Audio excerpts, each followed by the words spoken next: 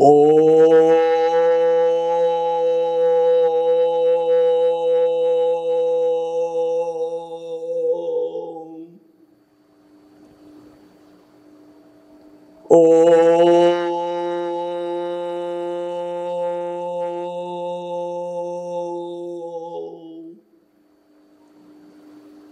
महाप्राण ध्वनि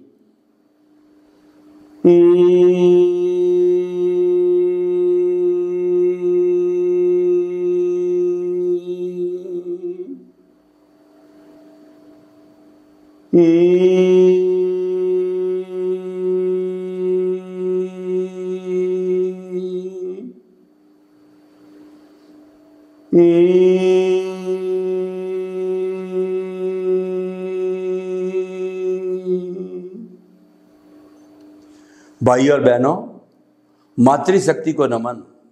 आज का हमारा बहुत सुंदर विषय आर्ट ऑफ विजन, जीवन जीने की कला।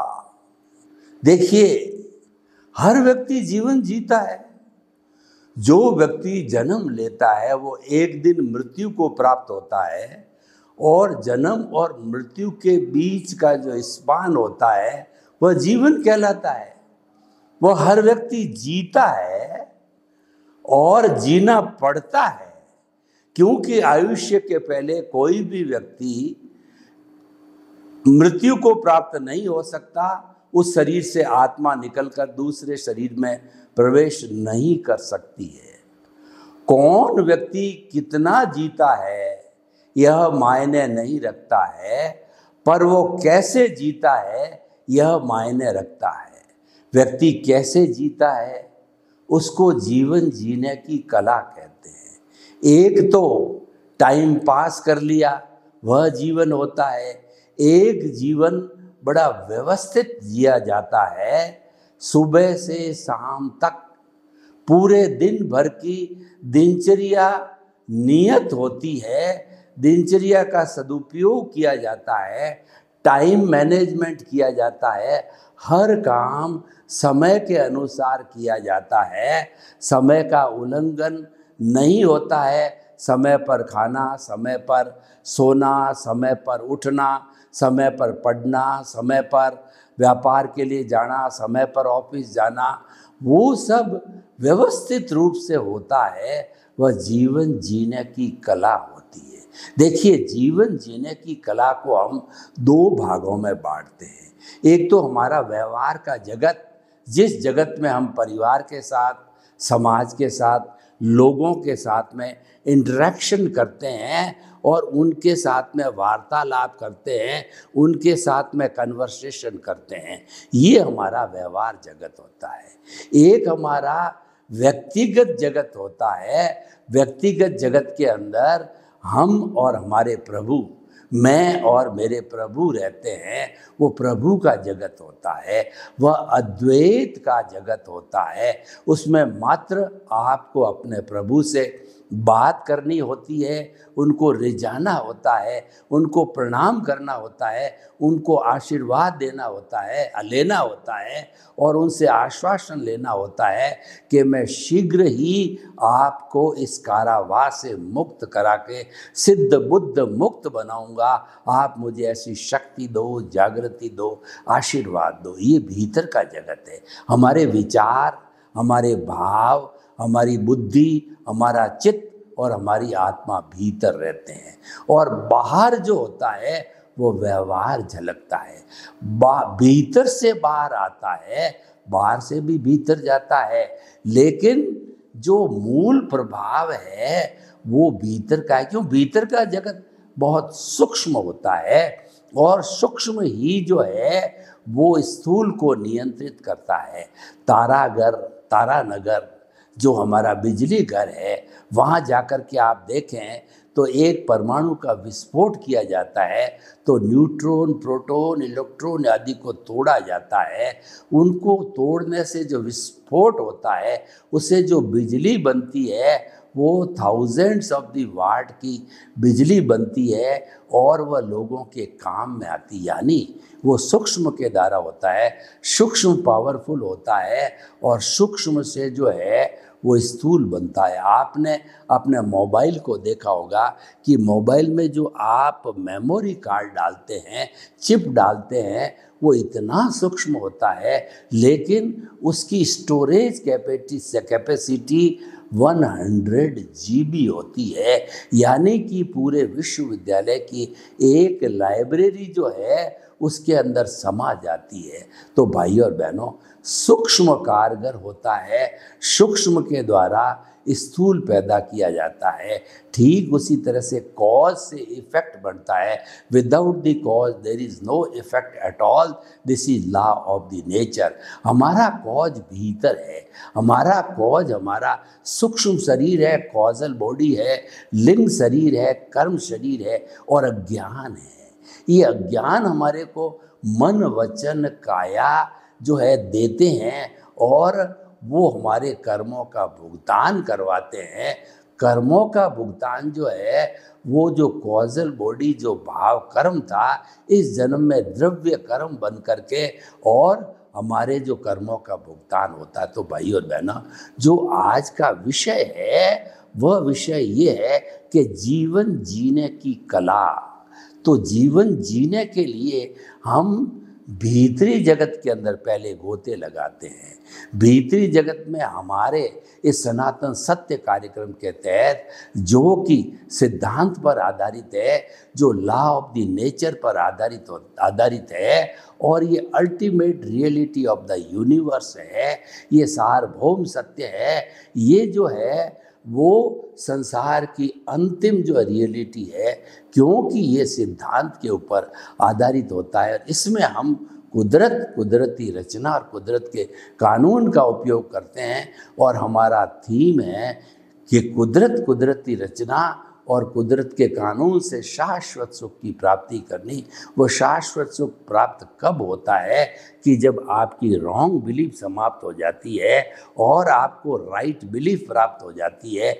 यानी आपकी जब दृष्टि बदल जाती है, तो दृष्टि बदलने से आपका जो है आगे से आगे प्रोग्रेस होती है। दृष्टि बदलना है, आर्ट ऑफ द विजन है और यही हमारे इस कार्यक्रम का मूल उद्देश्य है कि हमारे मस्तिष्क के अंदर पॉजिटिव थिंकिंग को फिट करना, सकारात्मक सोच को फिट करना। और सकारात्मक सोच को फिट करने के लिए सबसे पहले हमारे केंद्र में, हमारे जो ज्योति केंद्र है, उस केंद्र के अंदर परमात्मा विराजमान हो जाना चाहिए। परमात्मा विराजमान होने से उसके गुण सम्यक ज्ञान और सम्यक दर्शन है, वो कंट्रोल करना प्रारंभ कर देते हैं। और आत्मा के विराजते ही जो हमारा शुद्ध परमात्मा स्वरूप आत्मा है, वो तो अक्रिया है, उसकी जो भाव सत्ता है, प्रज्ञा है, वो जागृत हो जाती है, जिसको एनलाइटनमेंट कहते हैं। वो अपने आप नियंत्रण करती है। अगर आप जो है इसके विरुद्ध, अगर आप जो है देहाध्यास के अंदर चले जाते हो, आपका जो उदय और प्रारब्ध चल रहा है, उससे आप जुड़ जाते हो, उसके साथ तन्मयाकार हो जाते हो, तो ऐसी स्थिति में प्रज्ञा जो है आपको नियंत्रित करेगी, कंट्रोल करेगी और पुनः आपको सेंटर में जहाँ प्रभु विराजमान है वहाँ ले आएगी। यानी कि आप कुदरत के कानून का पालन करने लग जाओगे।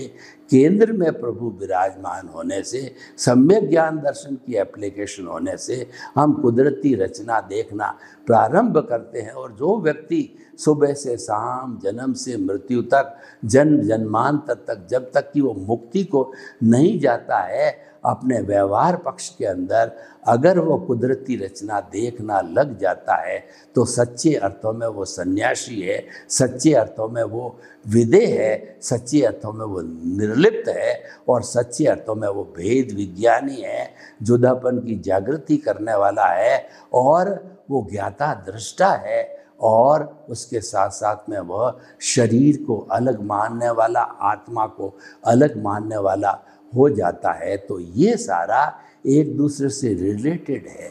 तो भाई और बहनों, हमारा जो बाहर का व्यवहार जगत है वो भीतर के जगत से झलकता है। और भीतर जब जो है सुंदर वातावरण होता है तो उसका बाहर रिफ्लेक्शन जो है विचारों के रूप में आता है। वो विचार पॉजिटिव होते हैं, भाव भीतर रहते हैं, भाव आत्मा की सत्ता है और वह उद्गम स्थल है। इसीलिए कहा गया है कि जैसे भाव वैसे विचार, जैसे विचार वैसा आचार, जैसा आचार वैसा व्यवहार, जैसा व्यवहार वैसी पहचान होती है व्यक्ति की, उसका व्यक्तित्व होता है। तो भाई और बहनों, हमारे को जो उद्गम स्थल है वो भाव शुद्धि पर कंसंट्रेट करना चाहिए, ये भीतर की बात है। और बाहर की बात ये है कि हमारे को जो एप्लीकेशन है वो सम्यक ज्ञान, सम्यक दर्शन की एप्लीकेशन करनी चाहिए और देहाध्यास से नहीं जुड़ना चाहिए। जो उदय प्रारब्ध चल रहा है उसे नहीं जुड़े, यानी हमने कुदरती रचना देखा, यानी कि हमने कुदरत का कानून का पालन किया और हम आगे से आगे बढ़ते हैं। तो देखिए, जीवन जीने की कला के अंदर हम व्यवहार पक्ष को लेते हैं तो व्यवहार पक्ष दो तरह का होता है। एक व्यक्ति जो है किसी व्यक्ति के साथ अच्छा व्यवहार करता है, एक बुरा व्यवहार करता है, और दोनों तरह के व्यवहार करने में यही मन वचन काया काम में आते हैं। अलग अलग मन वचन काया नहीं होते हैं। मन में अगर अच्छा चिंतन चलता है, अच्छा व्यवहार होता है और जो है हम जो है पॉजिटिव थिंकिंग वाले होते हैं तो उसका असर ये होता है, जो व्यक्ति हमारे संपर्क में आएगा उस व्यक्ति के साथ में हम विनय के भाव रखेंगे, उस व्यक्ति के साथ हम प्रमोद की भावना रखेंगे और अहंकार से दूर रहेंगे, क्योंकि हमारे भीतर में विनय का भाव है। वो विनय का भार अहंकार को आने नहीं देता है। आप सुबह से शाम अपने परिवार के सदस्यों के साथ जीते हो तो परिवार के सदस्यों के साथ जो बड़े हैं उनको सम्मान देना और छोटे हैं उनको वात्सल्य देना चाहिए, और जो है हर एक की बात को तवज्जो देनी चाहिए। केवल अपनी बात मनवाने के लिए किसी व्यक्ति पर दबाव नहीं डालना चाहिए, और घर में किसी बात के लिए सहमति होती है तो आपकी भी सहमति हो जानी चाहिए। उससे घर का वातावरण सुंदर होता है और उसके साथ साथ में सहनशीलता की भावना होना जरूरी। अच्छा जीवन जीने के लिए व्यक्ति को कष्ट सहिष्णु बनना जरूरी है। अगर हम कष्ट सहिष्णुता नहीं करके और मात्र जो है छोटी बड़ी बात पर झड़कते रहते हैं, क्रोध करते रहते हैं, तो उससे हम तो टेंशन में आते ही हैं, हमारे साथ वाला जो है हमारी पत्नी है, बेटे है, वो है, सभी टेंशन में आते हैं। तो इसीलिए कृपया अपने जीवन में क्रोध, अहंकार, माया, लोभ को स्थान न दें, कषाय को स्थान न दें। इसके मैं कुछ आपको जो है प्रयोग बताना चाहता हूँ। इसका सबसे सरल प्रयोग ये है, हमारी जो सांस है वो जीवन भर हमारा साथी है, और जब तक सांसा तब तक आशा। आप कोमा में भी चले गए, आपको लकवा भी मार दिया गया है, फिर भी जो आपकी सांस चलती है तो घर वाले समझते हैं कि जिंदा है, आशा रहती है, डॉक्टर को भी आशा रहती है।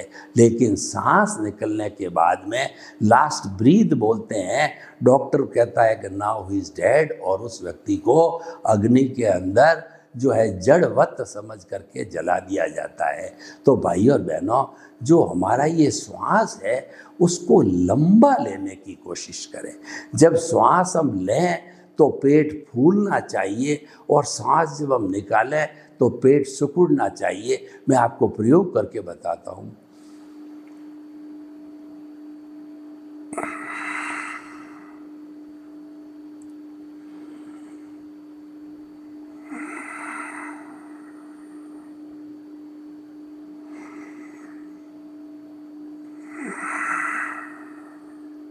सांस लिया, पेट फूला, सांस निकाला, पेट सिकुड़ा, और धीरे धीरे जो हमारा श्वास चल रहा है उसको अभ्यास करते 5%, 10%, 15%, 20%, 1 मिनट, 2 मिनट, एक दिन, 2 दिन, 5 दिन, महीने भर में अभ्यास करके सांस को 10%, 20% बड़ा कीजिए। यानी एक नॉर्मल व्यक्ति जो अपनी मस्ती में मस्त रहता है, वो टेंशन फ्री होता है, तो ऐसी स्थिति के अंदर आप घड़ी लेकर के बैठ जाइए। वो 1 मिनट में 16 सांस लेते हैं। श्वास लिया और श्वास छोड़ा, एक्सहेल और इनलेट, इस स्ट्रोक को जो है एक सांस कहा जाता है। तो अगर हम लंबा करते हैं तो ये सांस की संख्या घटती है, 16 से 14 होती है, 12 होती है, 10 होती है, और 10 या 8 तक व्यक्ति पहुंच जाता है तो सबसे बड़ा जो है वो साधक बन जाता है। और हम बड़े डंके की चोट आत्मविश्वास के साथ मेडिकल साइंस की जो है शोध के आधार पर आपको बताना चाहता है कि 1 मिनट में 8 या 10 सांस लेने वाला व्यक्ति कभी क्रोध कर नहीं सकता, कभी अहंकार कर नहीं सकता, कभी छल कपट नहीं कर सकता, कभी लोभी हो नहीं सकता। वह व्यक्ति एक सज्जन व्यक्ति होगा, क्योंकि श्वास का संबंध हमारे विचारों से है। श्वास हम शिथिल करते हैं, श्वास को हम लंबा लेते हैं तो हमारे मसल्स जो है वो डक्टाइल हो जाते हैं, नम्र होते जाते हैं, वो खिंचाव नहीं करते हैं, और वो नरम होने के कारण, इलास्टिक होने के कारण जो है हमारे विचारों में उग्रता नहीं आती है, हमें क्रोध नहीं आता। देखिए, क्रोध, अहंकार, माया, लोभ, ये चंडाल चौकड़ी है। आप किसी एक को इनवाइट करेंगे तो तीनों बैक डोर एंट्री से ऑटोमेटिकली आ जाएंगे। इनका लाइफ लॉन्ग एग्रीमेंट है। इसको कषाय कहा जाता है, इनको राग द्वेष कहते हैं, इनको मोह का संसार कहा जाता है। तो एक को भी एंट्री नहीं देनी, ये ध्यान रखना है।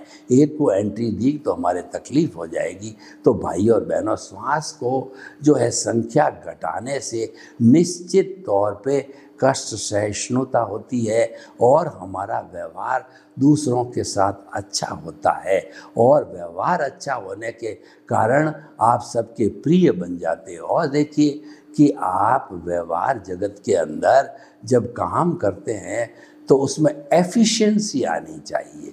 वर्किंग एफिशिएंसी लाने के लिए आपका वर्क सिस्टमेटिक होना चाहिए।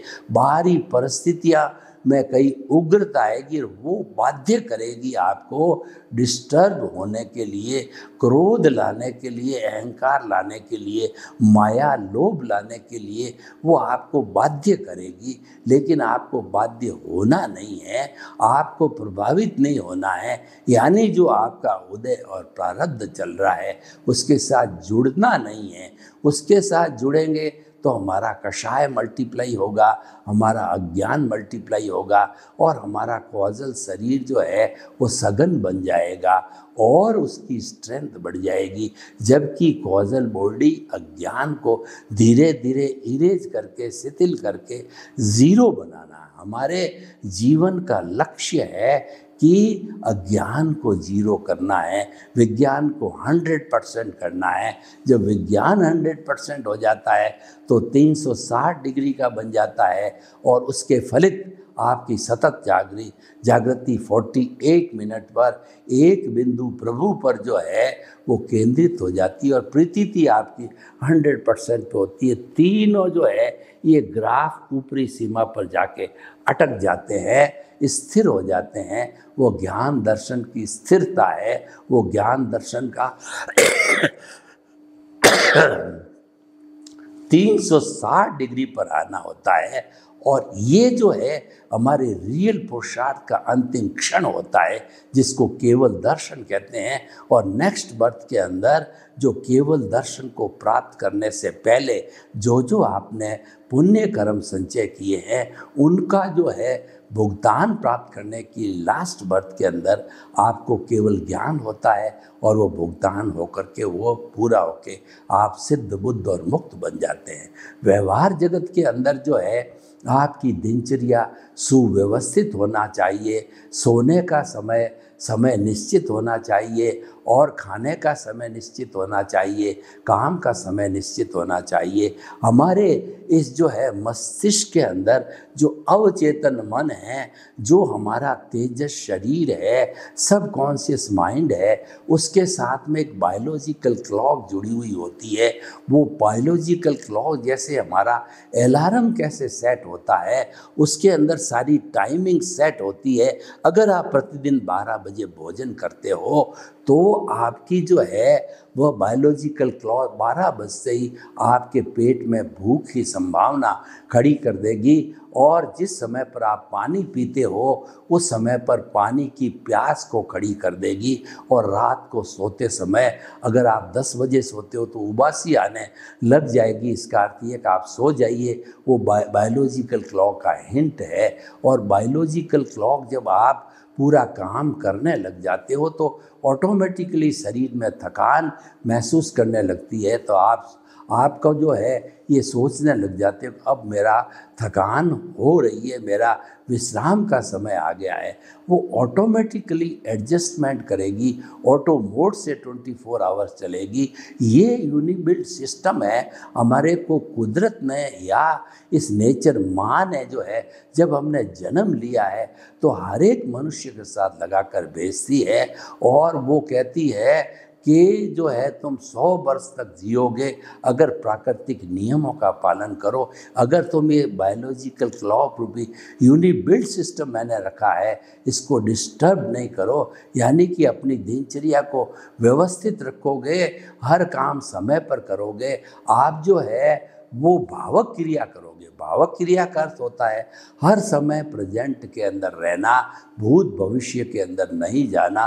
प्रेजेंट में रहने का अर्थ ये है कि खाते समय ध्यान खाने में, पढ़ते समय पढ़ने में, अखबार पढ़ते हो उस समय ध्यान अखबार में होना चाहिए, किससे वार्तालाप कर रहे हो ध्यान वार्तालाप में होना चाहिए, प्रवचन दे रहे हो ध्यान प्रवचन में होना चाहिए, और आप जो भी काम कर रहे हो ध्यान उसमें दद्ध चित्त कहते हैं वो होना चाहिए। ये बायोलॉजिकल क्लॉक का नियम है, ये करता रहना चाहिए। तो ऑटोमेटिकली आप 100 ईयर तक जिए, कभी बीमार नहीं पड़ेंगे, आप एफिशिएंट रहेंगे। और देखिए कि हमें अच्छा जीवन जीने के लिए LMO लोड मत लो, LMO का फॉर्मूला लगाना चाहिए कि आपकी जितनी ताकत है उससे अतिरिक्त लोड मत लो। यानी कि आपका अगर काम करने की ताकत जो है 8 घंटे है, 10 घंटे है 24 घंटे में, तो उससे अतिरिक्त काम मत करो। अगर आपको पेमेंट करने का आपके पास में सुविधा जो है लाख रुपए डेली करने की है तो 2 लाख का लोड मत लो। आपका जो है काम करने की एफिशिएंसी जो है आपकी समझिए कि एक मकान बनाने की एफिशिएंसी है महीने में, तो 5 मकान का ठेका मत लो। यानी कि अपने बूते के बाहर व्यक्ति को लोड नहीं लेना चाहिए।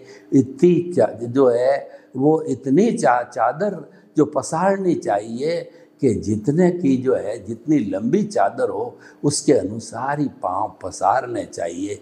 यानी अपने आप को तोलो और तोल करके जो बेस्ट आपकी एफिशिएंसी हो उसके अनुरूप काम करो। और एक बड़ा सूत्र जो है हमारे अच्छा व्यवहार जीने का है कि यू अधर टू योर कमिटमेंट्स। आपने कोई कमिटमेंट किया है, वादा किया है, तो आपको सोच समझ कर करना चाहिए और वो निभाना चाहिए। क्योंकि व्यक्ति का व्यक्तित्व व्यक्ति की पहचान होती है, उसके करैक्टर से होती है, और करैक्टर के अंदर वादा निभाना एक बहुत बड़ा गुण होता है। और ऐसा गुण व्यक्ति डेवलप कर देता है तो वह लोगों का विश्वास पात्र हो जाता है, समाज के अंदर वो अग्रणी बन जाता है, समाज में एक रोल मॉडल बन जाता है। तो इस तरीके से जीवन को उपयोगी बनाना चाहिए, जीवन को सफल बनाना चाहिए, और क्या हर काम निश्चित समय पर करना चाहिए। देखिए हमारे जीवन के अंदर बचपन होता है, फिर हम किशोर होते हैं, फिर हम युवा होते हैं, और युवा होने के बाद के अंदर हम प्रौढ़ होते हैं, प्रौढ़ के बाद के अंदर हम बुज़ुर्ग हो जाते हैं, हम बूढ़े हो जाते हैं। तो हर समय पर जैसा जैसा है उसके अनुरूप जो है जीवन ढालना चाहिए। बचपन में व्यक्ति खेल कूद वगैरह है ये अच्छे करने चाहिए ताकि कि उसकी बॉडी अच्छी बनी रहे, और उसके बाद जब युवा होता है तो उसको डट करके कमाना चाहिए, गृहस्थ जीवन का पालन करना चाहिए, और फिर उसके बाद प्रौढ़ होता है तो वानप्रस्थाश्रम, वृद्ध होता तो संन्यास।